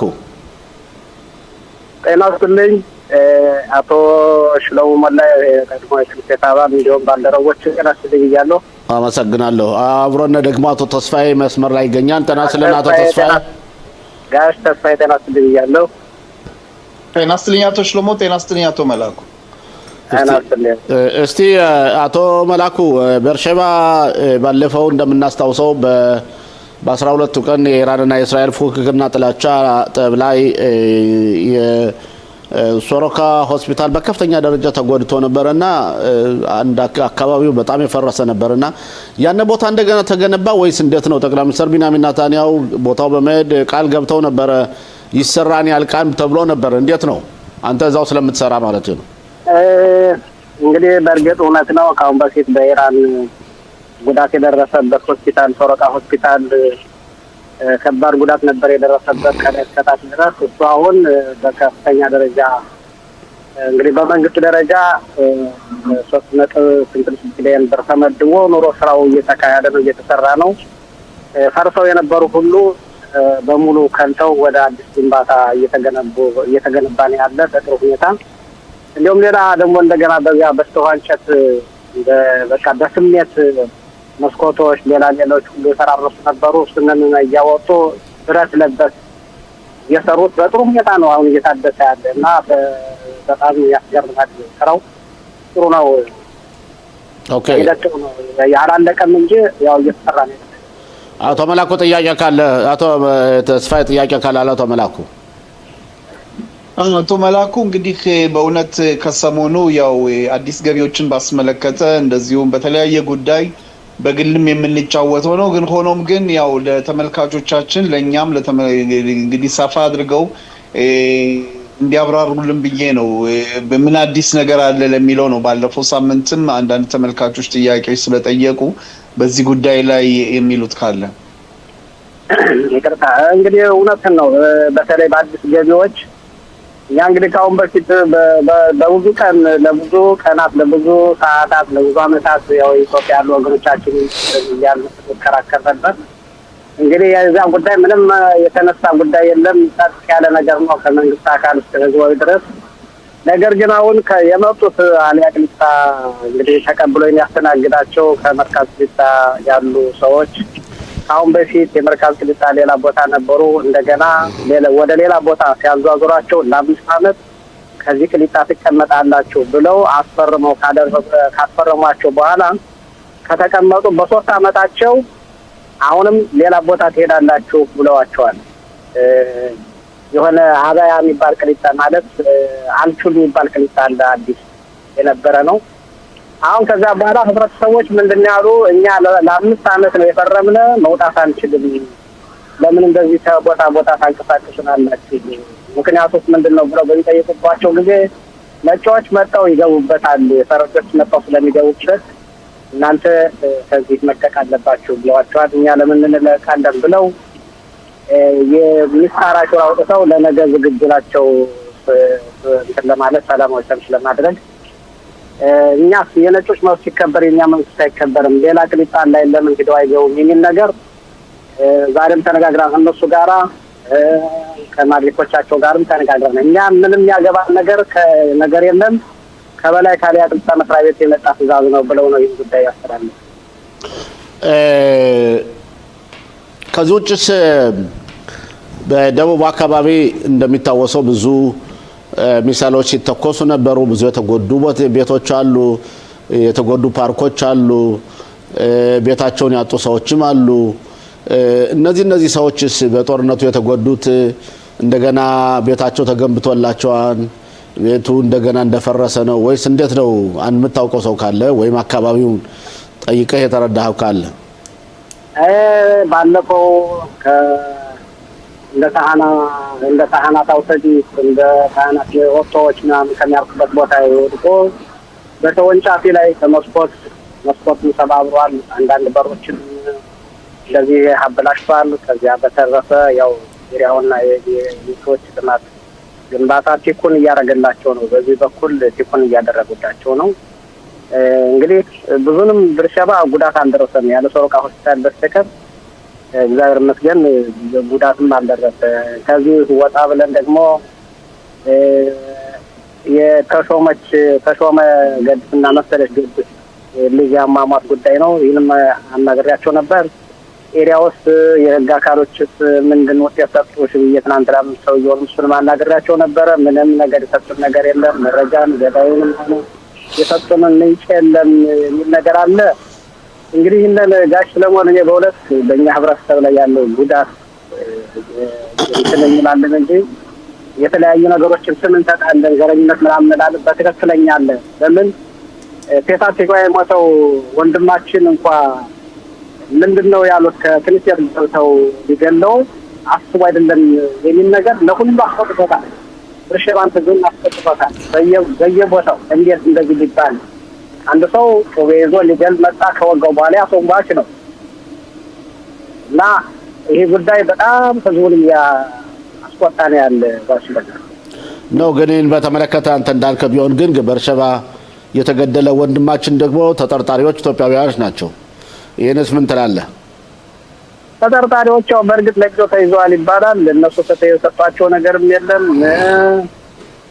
እንግዲህ ገና ያው አንዳንዴ ህግዟቻ ለማጣራት ስራ ነው ፖሊስ እያጣራቸው ነው ይባላል እንግዲህ ቀድሞ አለመሞት ነው ዋናው ነገር ቀድሞ እንትን አለመገኘት ነው እና በጣም አስቸጋሪ ወቅትና አስቸጋሪ ሰዓት ነው ወላጆች የዋዎች ናቸው በእርግጥ ጎረቤቶች ነበሩ አብረን አንድ መልካም ትንታ ነበርና ከጎንደርም አብረን የመጣን እና በጣም ልጆችን በስነ ስርዓት አውቃቸዋለሁ ሰዎችንም ወላጆችንም አውቃቸዋለሁ በጣም የዋዎች ነበሩ ከሰው ጋር እንኳን ግጭትና ንግግር የለባቸውም ነበር ያዳጋ ሲደርስባቸው ግን በጣም ያሳዝናል እንግዲህ ኦኬ እና መጨረሻ ጥያቄ አሊያን በተመለከተ አንስተህ ነበርና አንተም አንዱ አክቲቪስት ነህ ባለፈው ሰላማዊ ሰልፍም ተደርጎ ነበር የመንግስት አካላትንም ያነጋግራቸዋል የክነስት አባላቶችም ከኛ አብራክ የወጡትን መተው ንግግር አድርገው ነበር ተሰሚነት ያገኛቸው ማሉም የሉም ግን መጨረሻ ላይ ይህ መንግስት አንድም ሰው አላመጣምና በዚህ ያለ ስሜት ምንድነው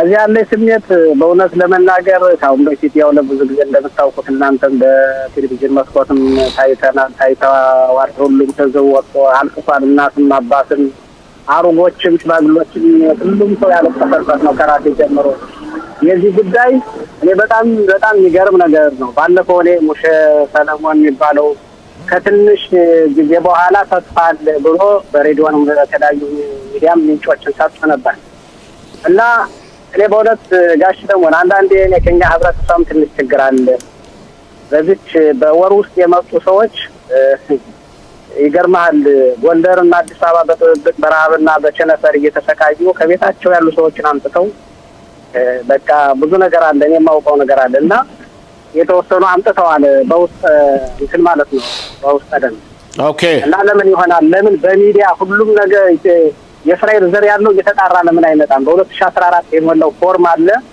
ስራዳትሪም ተቀብሎ እንዴት አሽጎት ዝም ይላል ቀስቃሽ ድናጣ ነው ወይስ ምንድነው ችግሩ እንዴት ከኛ አብራክ ወጡ ፍስ እንዴት ለምን አይቀጠቅሱም የመንግስት አካል የክርስቲያን በክርስቲያን የሚሰሩ ወገኖቻችን ከነሱ ጋር ተኛው ጎን ስለሆነ እነሱም ከኛ ጎን ለምን አይቆሙምና ለምን አይቀጠቅሱም ነው በጣም የሚያሳዝን ነው ሰው እንደ ሽንኩርት እየተሰረቀ ይሄን ሚሊዮን ብር አምጡ እየተባለ ለዚህ ያለ ሰው በተስፋው ያለ በተስፋው ለሚበላኝ ይጠጣ ያለ ከራሴ ጀምሮ የልጅ ባሪት እንትን ብሎ ባለፈው ተናግሬያለሁ አወጣጠን ነው ወደ 7-800 ሺህ ብር ከፍለን ያስጠቀቅናል ክነሴት አባል ሞሼ ሰለሞን ጋር የነበረን ቆይታ ይመስል ነበር አሁን ደግሞ በሰሜኑ ሀገራችን ክፍል ያለው መምህር ሮቤል መሸሻ መስመር ላይ ይገኛል ሰላም ጤና ይስጥልኝ መምህር ሮቤል መሸሻ እንደምን ውለሃል እንደምናል እንዴት ናችሁ ደህና ነን እንግዲህ አንተ እያልኩ ነው የምንወያየው ከወዲሁ ፍቃድ እንዴት ናችሁ ሰሜኑ ሀገራችን ክፍል ምን ይመስላል ሰሜን ሀገራችን ክፍል ደህና ነው ማለትም እንግዲህ አንተ ወዳለበት አካባቢ አይወነጨፍም ያው መቼም ሰሜን ስለሆናችሁ ከኛ ራቅ ብሎ የሚገኝ ማተያሸር ከናሪያ ገጥሞ ማተያሸር ሸበጽዮን ወደ ሰሜኑ ክፍል ያሉ ኗሪዎች ሽሎሚን ጨምሮ የኑሯቸው ሁኔታ በጣም ጥሩ አለመሆኑን ነው እንግዲህ የተለያዩ ዜናዎች የሚናገሩት በተለያዩ ሚዲያዎች የምንከታተል አዎ እንደው ወደዚህ እስኪ በደንብ ጠለቅ ብለን ከመወያየታችን በፊት ቀደም ሲል ከይማኑ ዘለቀ እንዲሁም ከደስታው ቸኮል አባት ጋር ቆይታ አድርገን ነበር በተለይ በይማኑ ዘለቀ የፍርድ ሂደት አካባቢያችሁ ምን ስሜት ይሰማል ምን ይላሉ መቼም ሳትሰማው አልቀረም ትናንት በሉድ ፍርድ ቤት በነበረው ችሎት አዎ ከሚገርም ነገር እጅግ በጣም አንደኛ የዚህ ወንድማችን የመኙ አማማት ጠቅላላ የእስራኤልን ህዝብ ያላመመው ከነጩ ከኢትዮጵያ ጀምሮ ያላመመውና ያልከፋው ያላዘነ የለም በትላንትናው ዕለት በሉድ ከተማ የነበረው የፍርድ ሁኔታ አንዳንድ የሚያሳዝኑ ሁኔታዎች ተከስተዋል የተከሰቱት ሁኔታዎች ለምሳሌ ይሄንን ወጣት ታዳጊ የገደሉትን ወክለው የመጡ የጠበቃ አባል የሆኑት ልጆች ወደ ትምህርት ቤት ይመለሱበት ትምህርት ቤት የቤት ስራቸውን ይስሩበት ትምህርታቸውን ይጨርሱበት ብለው አንዳንድ ጠበቃዎች የሱን የሚወክሉ ጠበቃዎች መናገራቸው እጅግ በጣም የሚያሳዝንና እጅግ በጣም ሁሉንም ያስቆጣ ሁኔታ ነው በተለይ ወጣቱን ክፍል ከኛ ከኢትዮጵያኖች ወጡትም ሌሎችንም እዛው የተገኙትን እጅግ በጣም የሚያሳዝን ሁኔታ ነው ደስ የማይል ሁኔታ ነው ይሄ ሁኔታ በጣም የሚገርም ነው ይሄ በዚህ ዙሪያ የሚነገሩ ነገሮች የሚባሉ አባባሎች አሁን ነኚህ ተጠርጣሪ ተሳታፊ ወይም ገዳይ ተብለው በጥርጣሬ ውስጥ ያሉ ሰዎች እንዴት ነው ወደ ትምህርት ገበታ ይመለስ ብሎ መናገር በርግጥ ጠበቃ ነው የፈለገው ማለትም ይችላል መናገርም ይችላል ባለፈውም ሳምንትም አንዱ በክነሴት ደረጃ እንኳን በመሄድ ራፊ ከዱሽ መሰለኝ የሚባለው ከዱሽም እነኚህ ልጆች ማኑን የገደሉት እንኳን ሊገሉት አስበው አይደለም ሊወጉት ነው እንጂ ብሎ የተናገረበት እንደዚህ አይነት አባባሎች እንደው በጣም ምንድነው የት ይሄድን ነው አቅጣጫችን ወዴት ነው በልጆቻችን እንላለን እንጂ እኛም እንደዛው ነን ማለት ያሰኛል አይደል እንዴ ያለው ሁኔታ በመናይበት ጊዜ በጣም የሚያሳዝነው ሁኔታ የክነሴት አባል አገርን ህዝብን ወክሎ የተቀመጠ መሪ የዚህ አይነት ሁኔታ ካፉ መለቀቁና መነገሩ እጅግ በጣም የሚያሳዝን ሁኔታና ጠቅላላ ያለውን የሀገሪቱ ሁኔታ የሚያስጠላ ሁኔታ ነው ስለዚህ የተለያዩ አሁንም ቢሆን መጠባበቅ ያለብን ምንድነው ብዙ የሚነገሩና አሰቃቂ ድርጊቶች የሚነገሩ ሁኔታዎች ሊሰሙ ይችላሉ ለዚህ ነገር ግና መሰበርና ክፉኛ ማዘን አያስፈልገንም። ህጉን ተመርኩዞ መዋጋትና እነዚህ የወንድማችን የገደሉት ወጣቶች ፍርድ እንዲቀበሉ ከፍተኛ ትግል ማድረግ እና መጨረሻውን ማየት እፎይ ያላለ ትግል ማድረግ ያስፈልጋል። በሰላማዊ ሰልፍም ሆነ በተለያዩ ሰልፎች ጥሪ በሚደረግበት ጊዜ ከዛ እየተደረሱ ስራችን እየተውን ቢሆን ቁይታ ማሰናትና ይሄ ነገር ትክክል አለመሆኑን መናገር ከኛ ከህዝቡ በተለይ ከኛ ከኢትዮጵያ የመጣነ ከኛ ይጠበቅብናል። በዚህ አጋጣሚ ውስጥ ወደ ሀገራችን ተጨባጭ ሁኔታ ስናልፍ ስንመለስ አሁንም ቀደም ሲል የተከፈትንበት የሂዝቡላ አሁንም መሳሪያ የመጣል ሁኔታ የማስረከብ ሁኔታ የተኩስ አቁም ስምምነት ተብሎ ነገር ግን እንደው በጣም አነስተኛ ቀላል ድሮን በሚባል ፈንጂ የታጠቀች የማጥፍቶ ጠፊ ወታደሮቻችን ላይ የሚደርሰው ጥፋት ቀላል አይደለምና ይሄ እንደው እስከመቼ የሚቀጥል ይመስልሃል? የአካባቢያችሁ ስሜትስ ምንድነው? በመጀመሪያ ደረጃ ተመልከት ያለው ሁኔታ ምንድነው? በሊባኖስ መንግስትና በእስራኤል መንግስት ያለው ድርድር እጅግ ከእውነት እየራቀ መስሎ ይታያል። በምናይበት ጊዜ የሊባኖስ ፕሬዝዳንት ራሱ ከቢንያሚን ኔታንያሁ ከጠቅላይ ሚኒስትራችን ጋር ለመቀመጥ ሆኖ ለመወያየት የሚለው ሁኔታ እየተቃወመ ራሱ እየተቃወመ ብዙ አባባሎችን ሲናገር ተሰምቷል። ይህ ሁኔታ ምንድነው የሚያሳየን? እንግዲህ በአንድ በኩል የሊባኖስ መንግስት የሂዝቡላን መሳሪያ ትጥቅ ለማስፈታት ከእስራኤል ጋር ድርድር አደርጋለሁ ይላል። እንዲያውም በዚህ በ14 ቀን ነው በዚህ በአባዋር ነው በያዝነው ወር በ14 ቀንና በ15 ቀን ውይይት የተጀመረው ድርድር እየበሰለና እየተጣጣፈ ይሄዳል የሚል ሁኔታ አለ። ግን ይሄ አይመስልም። ይሄ አንድ። በሁለተኛ ደረጃ በምናይበት ጊዜ በሂዝቡላ በኩል ተወንጫፊም ሆነ ሰው አልባ የሚበሩ አየሮች በወታደሮቻችንና በአካባቢው ከፍተኛ ጥፋትንና ጉዳትን በማድረስ ላይ ይገኛሉ በአሁኑ ሰዓት። ይህም በምናይበት ጊዜ በእውነት የእስራኤል መንግስት የዚህን አይነት ሁኔታ በአካባቢው በሰሜን በኩል ያሉት ወገኖቻችን ሁለተኛ ከሀገራቸው ተሰድደው እንዲሄዱ ከአሁን ቀደም በነበረው ጦርነት ለቀው ነበር። አሁን ደግሞ ወደ 60 ወደ 70% በመመለስ ላይ ያሉ ደግሞ በሂዝቡላ በኩል ይህ አይነት መሳሪያ መወርወርና ህዝቡን ማሰቃየቱ ዛሬ ወላጆች ለምሳሌ ልጆቻቸውን ወደ ትምህርት ቤት ለመላክ እየፈሩ ነው። ምን ይወድቅብን በላይ የሚሰማው አየራ አልባ የሚመጣ ሁኔታ ቢወድቅባቸው ቢሞቱሳ የሚለው ሁኔታ ህዝቡንን ወላጆችን በተለይ በከፍተኛ ሁኔታ በጭንቀት ላይ ነው ይዞ የሚገኘው በአሁኑ ሰዓትና በጣም የሚያሳዝን ሁኔታ ነው። ይሄ ሁኔታ እንደው እስከመቼ መቀጠል ይቻላል? ትግስተኛ መሆን ያስፈልጋል ወይ? አንዳንዶች እንደሚሉትም እንደው የሊባኖስን መንግስት ላይም ጥቃት መሰንዘር ያስፈልጋል የሚሉ አባባሎች አሉ። አንተ እንዴት ታያለህ ይሄን?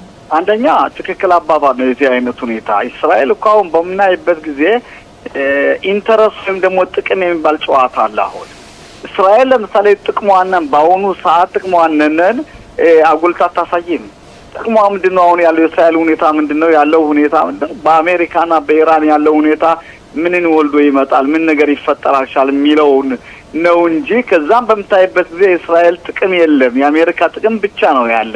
በዚህ ሁኔታ በሰው ሀገር ጥቅም፣ በአሜሪካ ጥቅም፣ በሆርሙስ ያለው ሁኔታ፣ በኢራንና በአሜሪካ ያለው ሁኔታ ከፍተኛ ፎከስ እየተሰጡ በዚህ በሰሜኑ በኩል በሂዝቡላና በእስራኤል በሊባኖስ ያለው ሁኔታ በቀላል መመልከቱ ይሄ በጣም እጅግ የሚያሳዝን ሁኔታ ነው። እንግዲህ እስራኤል ጥቃት አታደርግም በሂዝቡላ ላይ ማለት ሳይሆን ጥቃት የምታደርገው ዝቅተኛ ነው እንጂ ከፍተኛ አይደለም። በዚህ መሆን የለበትም። እስራኤል በሊባኖስ ላይ ከፍተኛ ጥቃት ማድረግ አለባት በሂዝቡላ ብቻ ሳይሆን ይሄንን ነገር እስራኤል በሂሳብ አድርጋ መውሰድ አለባት። ይሄ ሁኔታ ግን ከኢራን ጋር የተያያዘ ነው ብለህ ታስባለህ? አዎ በምናይበት ጊዜ ከኢራን ጋር አሁን በሰማሁት ሁኔታ ለምሳሌ ኢራን የሚያመጡት ምንድነው? ድርድር በሚፈጠርበት ጊዜ በሂዝቡላ ያለውን በሊባኖስ ያለውን ነገር እንደ ነጥብ አድርጋ አቀርባለች ኢራን። ሁላችን የምናየው ሁኔታ ነው። ይሄ ነገር ነው። በኢራን በኩል ከፍተኛ ቀኝ እጅ ተብሎ የሚጠራው ሂዝቡላ ነው በአሁኑ ሰዓት። ለምሳሌ ሌሎች ቢንኮታኮቱም ቢሆን ሂዝቡላ ለኢራን ከፍተኛ የሆነ ቀኝ እጅ መሆኑን ሁላችን መርሳት የለብንም። ለዚህ ይሄንን ነገር ልብ አድርገን መመልከት አለብን።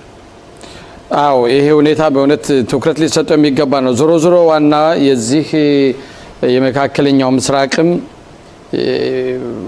ሽብርተኞችን የምትደግፈው ዋና ኢራን ነች። የሷ ተጨባጭ ሁኔታ የሷ ሁኔታ አንድ መፍትሄ እስካልተሰጠው ድረስ እንደው ከሂዝቡላ ጋር የሚደረገው ምንም ዛሬ ቤትን ብታፈርስም መሳሪያ ብትመታባቸውም ወይም ምልምል ወታደር ብትመታም ነገ ማላ ሊተኩት የሚገባ ጉዳይ ነው። ዋናው ዞሮ ዞሮ ከኢራን ላይ ነው ጥቃት መፈጸም የሚገባው። አንደኛ ትክክል አባባል ነው። እዛ ውጭ እስራኤል ለምሳሌ በኢራን ያለውን ሁኔታ ብቻ በፎኩስና በትክክል መመልከት ብቻ ሳይሆን በሊባኖስ ላይ ከፍተኛ እርምጃ ብትወስድ ምናልባት የወንድማማች ጦርነት በራሳቸው በሂዝቡላና ባሉት በሊባኖስ መንግስቶች የወንድማማች ጦርነት ቢፈጠር የጠቅላላ የሂዝቡላን ጉልበት ያደክማል ብዬ አምናለሁ። ስለዚህ መሆን ያለበት ምንድነው? እስራኤል በኢራንና በአሜሪካ ያለውን ድርድር ትውት በማድረግ በሂዝቡላ ላይና በሊባኖስ ላይ ያለውን ከፍተኛ ጥቃት ማድረግ አለባት። ይሄ ካልሆነ ይህ ሁኔታ መጨረሻ ላይ እንግዲህ የሚሰቃዩ የኛ የእስራኤል ዜጎች ናቸው እንጂ የአሜሪካ ዜጎች አይደሉም። ይሄንን ነገር እስራኤል በሂሳብ መውሰድ አለባት። በእናንተ ወደ ሰሜኑ ክፍል ስንመጣ ስጋት አለ? ምናልባት አሁን ይሄ ሂዝቡላ በሚያሳየው እነኚህ ቀላል ድሮኖችን በማስወንጨፍ በሚልከው ብዙ ወታደሮቻችን ላይም ጥቃት የሚያደርሰው ነው። በአንዳንድ ከተሞችም እንደዚሁ ቀደም ሲል የጠቀስካቸው በናሃሪ አካባቢም ጥቃት እያደረሰ ነው። ምናልባት እንደ በፊቱ እንደገና በእናንተ አካባቢስ ይህ ነገር ይመለስ ይሆናል የሚል ስጋት አለ? አንደኛ ስጋት አለ፣ እርግጥ ነው ስጋት አለ። ለምሳሌ በምናይበት ጊዜ የተለያዩ ድምጾች በሰማይ ላይ በሚሰማበት ጊዜ ያን ድምጽ ምን እንደሆነ አናውቅም። ምናልባት አብራሪ አልባ የመጡ መሳሪያዎች በሂዝቡላ የሚተኮሱት ከማን ላይ ይወጣ የሚለው ሁኔታ ጠቅላላ በየትምህርት ቤቱ ያለው ሁኔታ ምንድነው? ልጆችም ቢሆን ሁሉም ቢሆን እንደ ድሮው ፎይ ብለው እረፍት ወጥተው ወደ ክፍል የሚወጡበት ሁኔታ አይደለም ያለ ነው። አሁን ለምሳሌ ምን ይሆን ነው የሚባለው? ስለዚህ ይሄንን ሁኔታ እስከ ስንት ጊዜ እንቀጥላለን ነው እንግዲህ። ይሄ ሁኔታ እጅግ የሚያስፈራ ሁኔታ ነው። በአካባቢያችን በትምህርት ቤቶች፣ በተለያዩ መስሪያ ቤቶች፣ በተለያዩ በህዝብ መዝናኛዎች መካከል ይሄ ሁኔታ ሁላችንም ከፍተኛ የሆነ ስጋትና ፍራቻ ያለበት ነው የምንመለከተው በአሁኑ ሰዓት። አካባቢያችሁ ግን ሙሉ በሙሉ ወደ ሰላማዊ ኖርማል ኖሮ ተመልሷል? አዎ ልጆች ትምህርት ቤትም ሆነ የስራ መስክም ሆነ በተለያዩ ሁሉ ተመልሷል። ነገር ግን ከሚገርም ነገር በየትምህርት ቤቱ የሚደረጉት ገለጻዎች፣ የሚደረጉት የመጠንቀቅ ሁኔታዎች፣ የሚደረጉ ምሳሌያዊ ነገሮችን ዛሬ ረፍት እንወጣለን ከሚለው ቀርቶ ረፍት መውጣት ብቻ ሳይሆን እስኪ ምናልባት መሳሪያ ቢወርድ በአካባቢያችን ልጆች እንዴት ብለው በፍጥነት ከደጀኑ ክፍል ይመጣሉ ይደርሳሉ የሚለው ሁኔታ የዚህ አይነት ሁኔታ እንደ ትምህርት ተደርጎ ተወስዷል በአሁኑ ሰዓት። ይሄ የተወሰደ እንግዲህ ያ ከባለፈው ልምድ ተወስዷል ማለት ነው። አዎ ይሄ ነው እንግዲህ ምናልባት ልጆችም ደግሞ ያውቃሉ። ይሄ ነገር ደወል በሚሰማበት ጊዜም እንዳጋጣሚ ወደ ግቡ በሚባልበት ጊዜ እያንዳንዱ መምህር ክፍሉን ይዞ ከዛ ከመሸሸጊያ ክፍል ከዛ ከደጀን ክፍል ስንት ጊዜ ወስድበታን ሩጮ የሚደርስበት ሁኔታ አለ። ለምሳሌ አቅመ ደካማዎች ልጆች አንዳንድ ችግር ያለባቸው አለ። ፊት የነበር ከአንደኛ ኮማ ፎቅ ሲማሩ የነበሩት ልጆችና ከታች ያሉት የሚማሩ አንደኛ ፎቅ ወይም ምድር ላይ የሚማሩ ልጆች በፍጥነት ካለው ቦታ መድረስ አለባቸው የሚለው ለማን ይከብዳል፣ ማን ቀደም ብሎ ይውጣ፣ ማን ይድረስ የሚለው ሁኔታ የተለያዩ ትምህርታዊ ሙከራዎችን በየትምህርት ቤቱ እየተደረገ ነው በአሁኑ ሰዓት።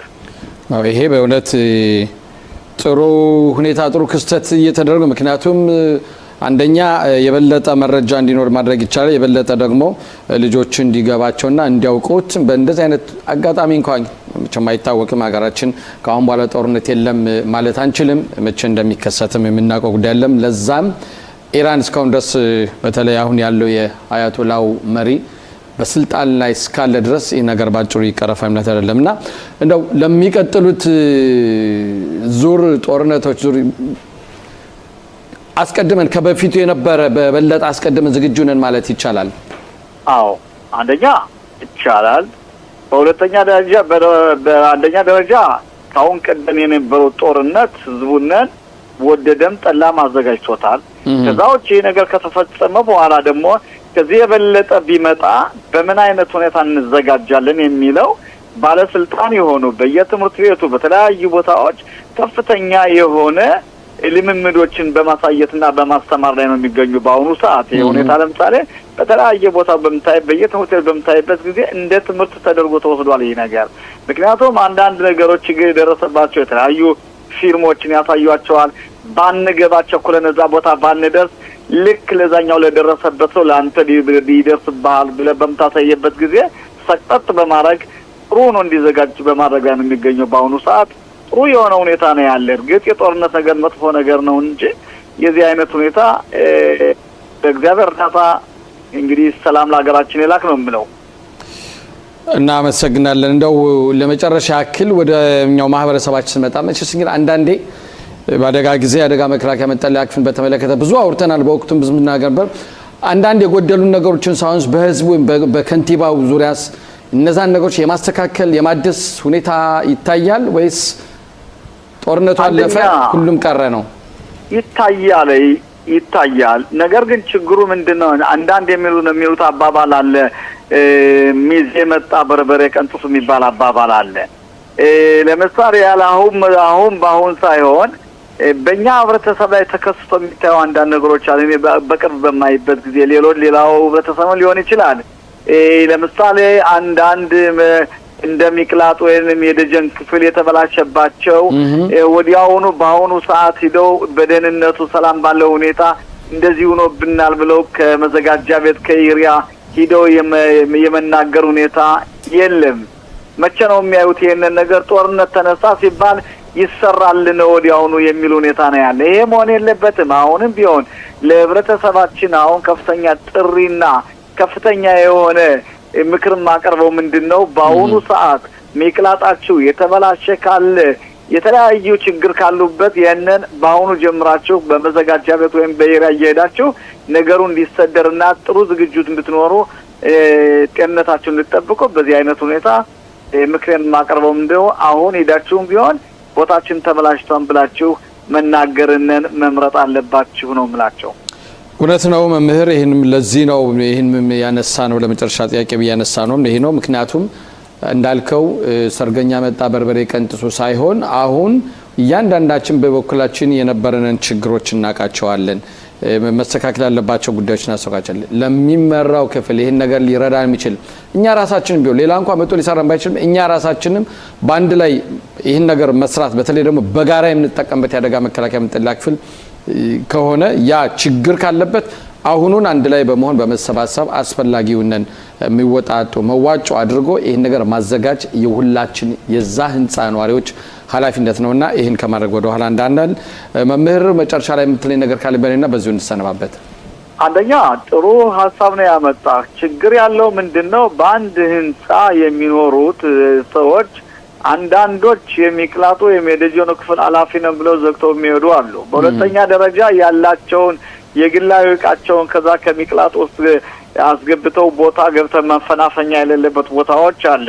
ከዛዎች አንዳንድ የተሰበሩ ነገሮችን በኢሪያው በኩል የሚነገረው ምንድነው ይሄንን ኢሪያው አይመለከተውም እናንተ ተባብራችሁ መሰደር አለባችሁ የሚባለውን ህግ ያዩ ይሄንን ነገር የማያደርጉ ብዙ በህንጻው የሚኖሩ ሰዎች ቁጥራቸው ትንሾች አይደሉም። ለዚህ የእስራኤል መንግስትም ሆነ የእስራኤል በተለይ የከተማዎች ከንቲባዎች ለዚህ ነገር መፍትሄ መገኘት አለበት፣ በቀላሉ ማየት የለበትም ነው የሚል። ስለዚህ ጥሩ የሆነ ነጥቦችን ያነሳ። ይሄ ነገርም ለወደፊቱ እየተነገረለት ነገሩ እየተፋፋና መፍትሄ እንዲገኝለት መሆን አለበት። ደግሞ የምርጫ ወቅት ስለሆነም ይሄንም ደግሞ የበለጠ መጠቀም ያስፈልጋል አይደል? አዎ ማለት እውነት ነው። የምርጫ ወቅት በአሁኑ ሰዓት ለምሳሌ መጠቀም ያስፈልጋል። ይሄንን አድርጉልኝ ላደርግላችሁ ነው በማለት አሁን በአሁኑ ሰዓት ለምሳሌ ይሄንን የምርጫውን ወቅት በደንብ አድርጎ መጠቀም እንደ ምክር አድርጌ ነው የማቀርበው። ተዋጣ ነው ያቀረብከው። እውነት ነው። መረጡኝ ብሎ ለሚመጣ ሰው ይሄው የአደጋ መከላከያ መጠለያ ክፍል ችግር አለብን፣ በቅድሚያ መቀመጫ ነው ያለች የሚባላች እንስሳ በቅድሚያ ያለንበትን የአደጋ መከላከያ መጠለያ ክፍላችን ይሄንን መጠገን ካለበት የሚጠገን ያስፈልጋል። ከየትም ብሎ መጥቶ በአሁኑ ሰዓት ሊሰራም ይችላል። በእውነት እቺ ቆንጆ ወይም ጥሩ አመለካከቱ ጥሩ ወቅት ነው። አሁኑ ያለን ችግራችንን በተለይ በአደጋ መከላከያ መጠለያ ዙሪያ ያለን ችግራችን አሁን መፍትሄ ልናገኝበት የምንችለው አጋጣሚ ያለና አመሰግናለሁ መምህር። ሰፋ ያለ ቆይታ ነበረን። አመሰግናለሁ። እኔ በጣም ከልብ